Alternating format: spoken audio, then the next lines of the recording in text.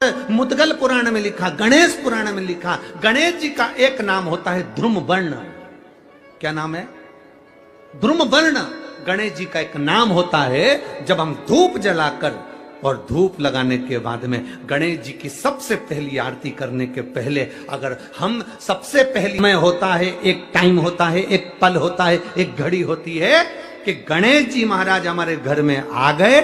गणेश जी की सबसे पहली जो आरती हो, उस आरती के समय पर अगर धूप बत्ती जलाई जाए या गोबरी को जलाकर उसमें गूगल छोड़ी जाए और गूगल छोड़ने के बाद गणेश जी का नाम ध्रुम वर्ण कह दिया जाए तो गणेश जी को तुम्हारे घर की पूजा स्वीकार करना पड़ती है। बस वो समय हम जानते।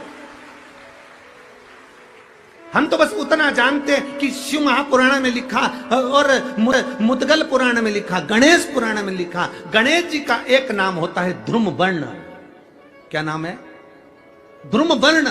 गणेश जी का एक नाम होता है। जब हम धूप जलाकर और धूप लगाने के बाद में गणेश जी की सबसे पहली आरती करने के पहले अगर हम सबसे पहली आरती गणेश जी की कर रहे हो, अपने घर में स्थापना कर रहे हो, बिठा रहे हो और तुम चाहते हो कि गणेश जी मेरे घर में आके मेरी पूजा को स्वीकार करें और जो मांगू मेरा गणेश मुझे दे 10 दिन के अंदर, तो पहला नाम लेकर पुकार लेना ध्रुम वर्ण विनायक, बैठो, बस काम हो गया। वो फिर ही होकर आता। सुंदर जोड़ी थी शंकर और पार्वती की। सही है कि गलत है?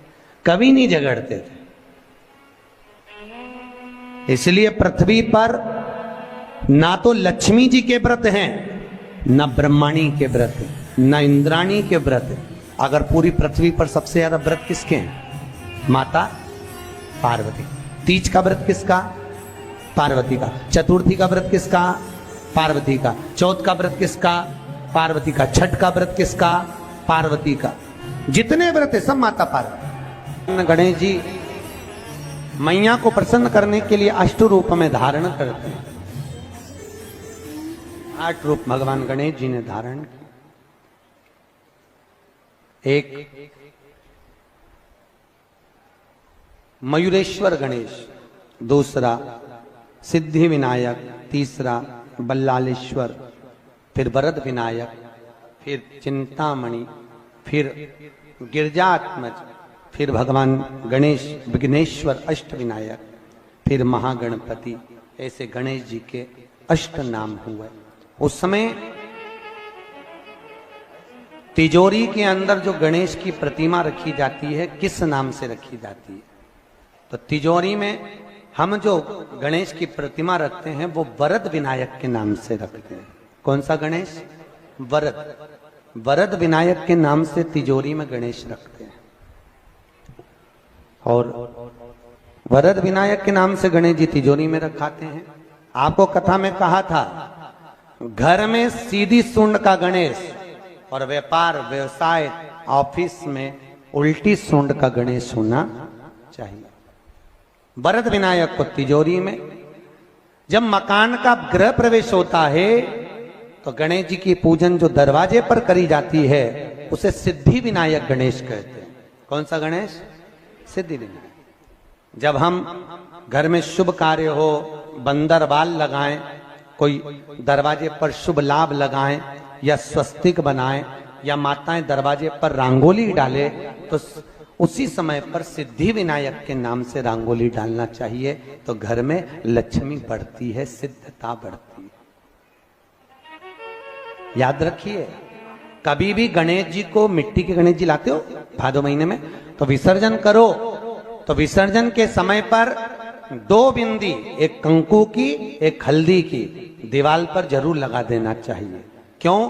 क्योंकि गणेश जी हमारे यहाँ आते हैं तो रिद्धि सिद्धि के साथ आते हैं, पर जब गणेश जी जाते हैं अगर हम बिंदी नहीं लगाते हैं तो गणेश जी अपनी रिद्धि सिद्धि को साथ में लेकर चले जाते हैं। पति के साथ पत्नी वापिस चली जाती है। जब हम बिंदी लगाते हैं तो उसका मतलब होता है कि हमारे घर की बहू हमारे घर में रहे, बेटा भले भ्रमण के लिए जाए। तो गणेश जी जाते हैं, रिद्धि सिद्धि घर में रह जाती है। इसलिए रिद्धि सिद्धि को घर में रखने के लिए 2 बिंदी लगाना चाहिए, एक कुंकू की, एक हल्दी। रिद्धि सिद्धि। गणेश जी की प्रियता है दुर्वा। क्या प्रियता है? दुर्वा। कितनी दुर्वा गणेश जी को समर्पित करी जाती है? मात्र 5। कितनी? आज के जमाने में लोग गट्ठा बनाकर चढ़ा दें, वो अपनी जगह पर 5 दुर्वा पंचम इंद्रियों को वश में करने के लिए और भगवान के 5 जो स्वरूप हैं उनको अपने भीतर उतारने के लिए 5 दुर्वा। और दुर्वा में भी 3 गांठ।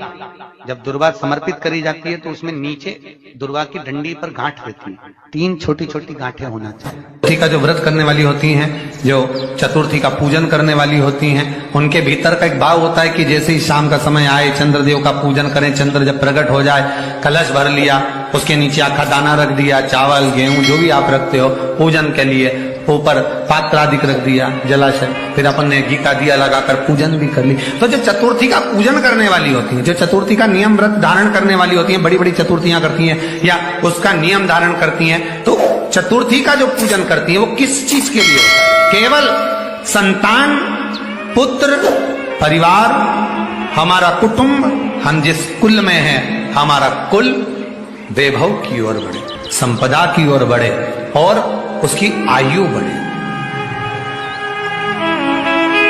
उसकी आयु बढ़े, वैभव बढ़े। बहुत ध्यान दीजिएगा महाराज। चतुर्थी की पूजन में जो आप आखा दाना रखते हो, गेहूं वगैरह कुछ भी जो रखते हो, उसकी बड़ी महत्वता होती है महाराज। यहां तक कहा गया है, चतुर्थी की कथा तो आप लोग पढ़ते होंगे, जो लोग पढ़ते हैं उनको मालूम होगा। चतुर्थी की कथा में लिखा है, चौथ माता के व्रत में वर्णन किया गया है कि वो आखा दाना जो रखा जाता है, मान लो कोई जरूरी काम होता है तभी आखा दाना को रखा जाता है, संभाल के रखते हैं कि हम इस काम के लिए जा रहे हैं और हमारा ये कार्य सफल होना चाहिए। तो जिसने चतुर्थी का व्रत करा है, जिसने चंद्रदेव का पूजन करा, चतुर्थी का व्रत करा, वो गणेश जी से विनती करके वहां से 2-4 आखा दाना उठा ले और जो व्यक्ति का काम अटक रहा है अपने ही घर का, पर दूसरे कुल को नहीं देना, अपने ही कुल के अंतर्गत जो काम अटक रहा है उसकी जेब में, उसके तल्लू में उस चीज को रख दिया जाए। तो चतुर्थी जो अगली आती है, जैसे आप महीने की करते हो तो महीने की, और आप जैसे करते हो कि 4 अलग बड़ी बड़ी चतुर्थी करते हो तो उसके अनुसार आपका कार्य सिद्ध होता ही है। उस आखे दाने का इतना महत्व होता है क्योंकि चतुर्थी का व्रत करने वाली माता जब व्रत करती है तो स्वयं चतुर्थी की कथा में लिखा हुआ है कि पार्वती जी गणेश जी से चतुर्थी की कथा बचवाती। चतुर्थी की कथा बाची किसने थी? स्वयं गणेश जी महाराज ने। और सुनी किसने थी? माता पार्वती। बाचने वाले गणेश जी थे, सुनने वाली माता पार्वती। तो चतुर्थी की कथा जब होती है तो उसको स्वयं गणेश जी बाच रहे हैं। तो व्रत कौन सुन रही है? माता पार्वती। और आपने जो आखा दाना लिया वो गणेश जी के भाव से लिया, गणेश जी से निवेदन करके, विनय करके, प्रार्थना करके उसको प्राप्त किया। जितने आस्था चैनल पर कथा सुन रहे हो, जितने फेसबुक और यूट्यूब पर सुन रहे हो, और जितने इस छत्तीसगढ़ की पावन धरा पर बैठकर सुन रहे हो, बहुत सावधानी से सुनना। एक छोटा सा कपूर का टुकड़ा जब आरती में जलाया जाता है तो ये कपूर क्यों जलाते हैं? इस कपूर का महत्व क्या है? इस कपूर का कारण क्या है? ये कपूर है कौन जिसको हम आरती में जलाते? क्या जरूरत इस कपूर को आरती में जलाने की? क्या जरूरत इसको यज्ञशाला में जलाने की? क्या जरूरत है इस कपूर को पूजन में जलाने की? स्वयं गुरु बाबा कहते हैं, यदि कोई आरती में, पूजन में, घर में एक कपूर का टुकड़ा आरती के बाद में जब समर्पित करेगा तो उसको अश्वमेध यज्ञ का पुण्य प्राप्त हो जाएगा। अश्वमेध यज्ञ के पुण्य को पाने के लिए कपूर का टुकड़ा आज भी आरती में जलाया जाए। एक कपूर का टुकड़ा सुख का, इसीलिए हमारे यहाँ शास्त्र कहता है महाराज, जब आपको घर में अगर ऐसा लगने लगे कि 15 दिन से बहुत बेचैनी है, बहुत दुख तकलीफ लग रही है, कोई ना कोई बीमार पड़ रहा है, कुछ ना कुछ तकलीफें लग रही है, तो एक पीपल का पत्ता ले लो, उसके ऊपर एक कपूर का टुकड़ा ले लो, सारे घर में घुमाकर उसको दरवाजे के बीच मध्य में जलाकर रख दीजिए। थोड़ी सी जला 20 से 25 मिनट के अंदर मकान में एनर्जी वापिस आ जाएगी, उस भवन में एनर्जी वापिस आ जाएगी। 20 से 25 मिनट के अंदर एनर्जी वापस। लग रहा है कि यहाँ नेगेटिव है तो उसको पॉजिटिव बनाया जा सकता है। रात को 12 बजे शंकर जी के मंदिर में शिवलिंग पर चढ़ी हुई बेलपत्री को उठाकर शंकर मंदिर का शिखर देखकर चबा चबा कर खा लीजिए।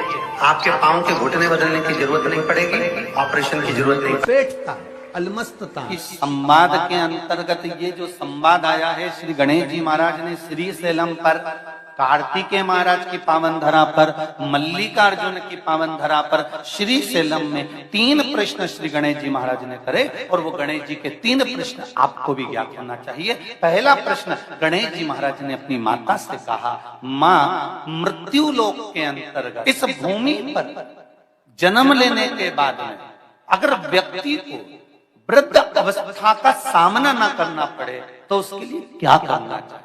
सुन लेना जवान भाई, जितने भी बेटा बेटी बैठे हैं और जितने आस्था चैनल पर, फेसबुक, यूट्यूब पर सुन रहे हैं, बड़े ध्यान से सुन लेना कि मान लो कि हमें वृद्ध अवस्था देखना ही ना पड़े, उसके लिए क्या करना पड़े? तो कहा उसका एक ही साधन, राम राम रटते रहो जब तक घट में प्राण, कब हो तो दीन दयाल के भनक पड़ेगा। महाराज, एक कर्म करते रहो, तुम्हारा कर्म जरूर करो, काम करते करते करते करते करते करते भी भगवत स्मरण करते। धर्म और कर्म, इन दोनों में अंतर क्या है? बोलो जल्दी जल्दी बोलिए। धर्म और कर्म में अंतर क्या है?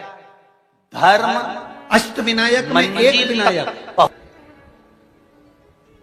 सबसे प्रबल विनायक, अष्टविनायक में सबसे प्रबल।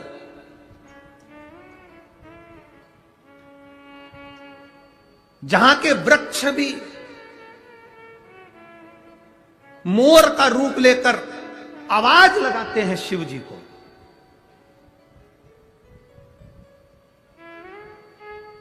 जहां की नदी